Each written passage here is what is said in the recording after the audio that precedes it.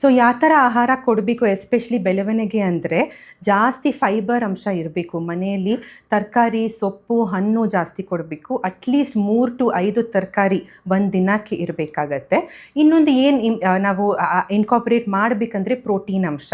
So ಮೊಟ್ಟೆ, ಚೆನ್ನ, ರಾಜ್ಮಾ, ಕಾಳುಗಳು ಅದು ಜಾಸ್ತಿ ನಾವು ಹಾಕಬೇಕು. ಮತ್ತು ರೈಸು, ಮನೆ ಊಟ ಅದೆಲ್ಲನೂ ಕೊಡ್ಬೋದು. ಆಹಾರ ನಾವು ಕೊಡಬಾರ್ದು ಅಂದರೆ ಅದು junk food, packaged food, chips, biscuit, cake, ice cream, chocolates, ready to eat noodles ಅದೆಲ್ಲ ಸ್ವಲ್ಪ ಜಾಸ್ತಿ ಕೊಡಬೇಡಿ. ಮನೆ ಊಟ ನೀವು ತರಕಾರಿ ಜಾಸ್ತಿ ಹಾಕಿ ಇಡ್ಲಿ, ದೋಸೆ, ಚಪಾತಿ ಅದೆಲ್ಲ ಕೊಡ್ಬೋದು. ಬಟ್ ಪ್ರತಿ ಮೀಲಲ್ಲಿ ಪ್ರೋಟೀನ್ ಅಂಶ ಇರಬೇಕು. ಬಿಕಾಸ್ ನಮ್ಮ ಇಂಡಿಯಾದಲ್ಲಿ ಪ್ರೋಟೀನ್ ತುಂಬಾ ಕಡಿಮೆ, ಪ್ರೋಟೀನ್ ಡಿಫಿಷಿಯನ್ಸಿ. ಸೊ ಪ್ರೋಟೀನ್ನ ಜಾಸ್ತಿ ಮಾಡಿ, ರೈಸು ಇಡ್ಲಿನ ಕಡಿಮೆ ಮಾಡಿ, ಅರ್ಧ ಪ್ಲೇಟ್ ತರಕಾರಿ ಹಾಕೋದು, ಆ ಥರ ನಾವು ಊಟ ಮಾಡಬೇಕು.